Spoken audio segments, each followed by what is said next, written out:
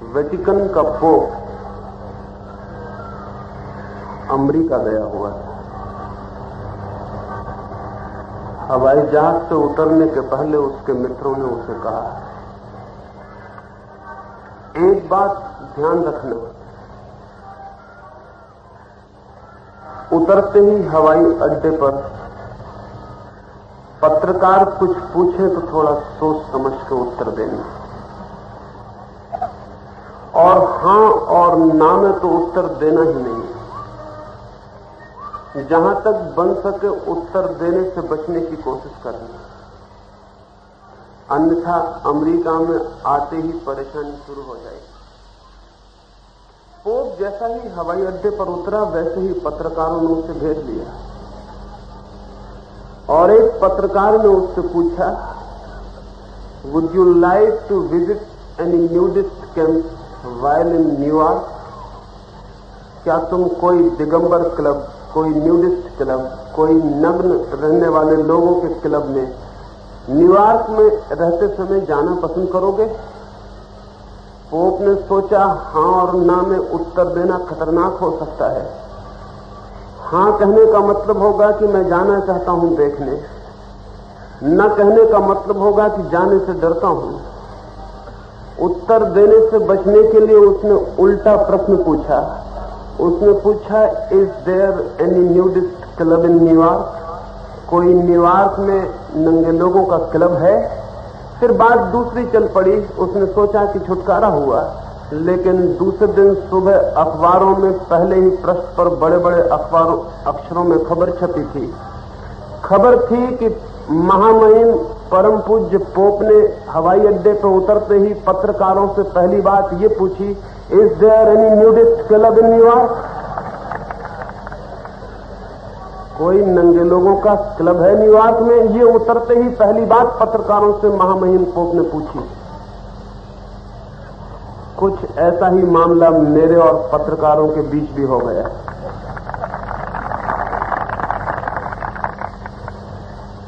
लेकिन मेरे संबंध में और पत्रकारों के बीच में और पोप और पत्रकारों के बीच हुई बात में थोड़ा फर्क। एक तो फर्क यह है कि मैंने हां और ना में उत्तर दिए। मैं कोई राजनीतिज्ञ नहीं हूं कि उत्तरों से बचने की कोशिश करूं। घुमाव फिराव से मुझे कोई नाता और संबंध नहीं है। जो बात मुझे ठीक लगे और जैसी लगे वैसा ही कह देने को मैं कर्तव्य समझता हूं। मेरे उत्तरों तक तो ठीक था, लेकिन उन उत्तरों को इस तरह बिगाड़ के, विकृत करके अधूरे प्रसंग के बाहर उपस्थित किया गया। मैं तो यहां नहीं था, पंजाब था। लौटा तो यहां देख के बहुत हैरानी मालूम पड़ी और आश्चर्य मालूम पड़ा कि चीजें इस रंग में भी पेश की जा सकती हैं। लेकिन मित्र तो घबराए हुए थे, मैं खुश हुआ। मैंने कहा, इससे घबराने की बात नहीं। एक लिहाज से पत्रकारों ने बड़ी कृपा की है और भविष्य में भी ऐसी ही कृपा करते रहेंगे तो अच्छा होगा। बहुत लोगों तक खबर पहुंच गई, बात पहुंच गई। कोई फिक्र नहीं कि गलत ढंग से पहुंची, लेकिन वो मुझे सुनने आ सकेंगे तो उन्हें ठीक बात का बोध हो सकेगा। कई बार कुछ लोग जिन बातों को सोचते हैं कि अभिशाप बन जाएंगी, वही बातें वरदान भी बन सकती हैं। मैं राजकोट गया, वहीं से लौटा आज। वहां मित्र बहुत घबराए हुए थे, लेकिन परिणाम यह हुआ कि जहां 10,000 लोग मुझे सुनते थे, वहां 20,000 लोगों ने मुझे सुना। वो समझ के गए और आश्चर्य करते गए कि चीजों को ये रंग और ये रूप भी दिया जा सकता है। जो मैंने बात की थी इन 3 दिनों में, उसी संबंध में पूरी बात मुझे करनी है। मेरी दृष्टि में भारत के दुर्भाग्यों में से एक दुर्भाग्य ये रहा है कि हम अपने महापुरुषों की आलोचना करने में आज तक भी समर्थ नहीं हो पाए। और जो कौम अपने महापुरुषों की आलोचना करने में समर्थ नहीं हो पाती, उस कौम के संबंध में 2 ही बातें कही जा सकती हैं। एक तो ये कि वो अपने महापुरुषों को इस योग्य नहीं समझती कि उनकी आलोचना की जा सके, या अपने महापुरुषों को इतना कमजोर और साधारण समझती है कि आलोचना में वे टिक नहीं सकेंगे। मैं गांधी के संबंध में ये दोनों ही बातें मानने को तैयार नहीं हूं। मेरी समझ में गांधी कोई कागजी महापुरुष नहीं है कि आलोचना की वर्षा आएगी और उनका रंग रोगन बह जाएगा। कुछ कागजी महापुरुष होते हैं, उन्हें आलोचना से बचाया जाना चाहिए क्योंकि वे आलोचना में खड़े नहीं रह सकते। लेकिन गांधी को मैं कागजी महापुरुष नहीं मानता। वो कोई कागज की प्रतिमा नहीं है, कच्चे रंग में रंगी हुई, कि वर्षा आएगी आलोचना की और सब नष्ट हो जाएगा। गांधी को मैं दुनिया के उन थोड़े से महापुरुषों में से एक मानता हूं जो पत्थर की प्रतिमाओं की तरह हैं, जिन पर वर्षा होती है तो धूल बह जाती है, प्रतिमा और निखर के प्रकट होती है। गांधी कोई कच्चे महापुरुष नहीं है, लेकिन गांधी के पीछे जो अनुयायियों का वर्ग है वो शायद स्वयं कच्चा है, इसलिए गांधी को भी कच्चा मान लेता है। खुद के भय ही हम अपने महापुरुषों पर भी आरोपित कर देते हैं। हमारी अपनी ही हालतें हम अपने महापुरुषों पर भी थोप देते हैं। गांधी की आलोचना निश्चित की जानी चाहिए, क्योंकि गांधी की आलोचना से गांधी का तो कुछ भी बिगड़ने वाला नहीं है, हमारा जरूर कुछ हित हो सकता है। ये बात अत्यंत अप्रौढ़ और इमेच्योर मालूम होती है कि हम अपने महापुरुषों की सिर्फ पूजा करें और कभी कोई सृजनात्मक आलोचना, कोई क्रिएटिव क्रिटिसिज्म न करें। ये भी कुछ भय मालूम होता है पीछे कि कहीं हमारे महापुरुष की कोई भूल न ख्याल में आ जाए। ध्यान रखना चाहिए कि पृथ्वी पर ऐसा कोई मनुष्य कभी नहीं हुआ है जिससे भूलें न होती हों। एक बात का फर्क होता है, छोटे लोग छोटी भूलें करते हैं, महापुरुष बड़ी भूलें करते हैं। महापुरुष छोटी भूलें नहीं करते। लेकिन पृथ्वी पर कोई मनुष्य कभी नहीं होता जिससे भूल न होती। जिससे भूल नहीं होती है वो मोक्ष चला जाता है, उसे पृथ्वी पर आने की कोई जरूरत ही नहीं होती। लेकिन हमारे मन में ये घबराहट रहती है कि हमारे महापुरुष की कोई भूल, कोई गलती ख्याल में ना आ जाए। इसलिए पूजा करो, प्रार्थना करो, उपासना करो, लेकिन विचार कभी मत करना। क्योंकि ध्यान रहे, जैसे ही विचार शुरू होगा आलोचना प्रारंभ होती है। बिना आलोचना के विचार कभी होता ही नहीं। पूजा हो सकती है, स्तुति हो सकती है, प्रशंसा हो सकती है, लेकिन वो विचार नहीं है। और जो कौम अपने महापुरुषों पे विचार नहीं करती, उसके महापुरुषों का जीवन व्यर्थ हो जाता है, उसके कौम के काम में ही नहीं आ पाता है। हम 3-4 हजार वर्षों से यही कर रहे हैं। महावीर हैं, बुद्ध हैं, कृष्ण हैं, राम हैं, हमें उनकी पूजा करनी है, विचार उन पर कभी नहीं करना है। ध्यान रहे, जिन पर हम विचार नहीं करते उनका हमारे जीवन पर कोई संस्पर्श, हमारे जीवन को परिवर्तन करने वाला कोई भी प्रभाव कभी नहीं पड़ता है। पूजा से हम रूपांतरित नहीं होते हैं, विचार से हम रूपांतरित होते हैं। और पूजा हो सकता है सिर्फ हमारी तरकीब हो महापुरुषों से बच जाने की, और मुझे तो ऐसा ही लगता है कि जिससे हम बचना चाहते हैं उसी को भगवान बना के मंदिर में बिठा देते हैं, फिर हमारी झंझट समाप्त हो जाती है। कभी 2 फूल चढ़ा आते हैं, कभी माला पहना आते हैं, कभी स्तुति कर लेते हैं, कभी जन्मदिन मना लेते हैं, और हमसे उसका फिर कोई संबंध नहीं रह जाता। जिस महापुरुष को हमें व्यर्थ करना हो उसकी हमने तरकीब निकाल ली है कि हम उसकी पूजा करेंगे, स्तुति करेंगे, लेकिन उस पर विचार नहीं करेंगे। क्योंकि विचार करने का परिणाम एक ही हो सकता है कि विचार करने से वो हमें इस योग्य मालूम पड़े कि हम अपने जीवन को बदलें।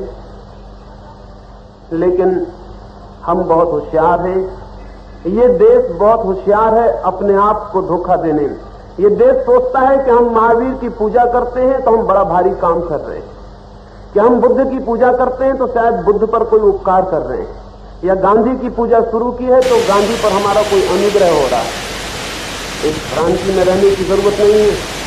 महापुरुष पूजा के लिए न पैदा होते हैं, न उनकी पूजा की कोई लालसा है, और जिसके मन में पूजा की लालसा हो वो और कुछ भी हो, महापुरुष नहीं हो सकता है। महापुरुष का उपयोग यह है कि वह हमारे जीवन में, हमारे खून में, हमारे विचार में, हमारी प्रतिभा में प्रविष्ट हो सके।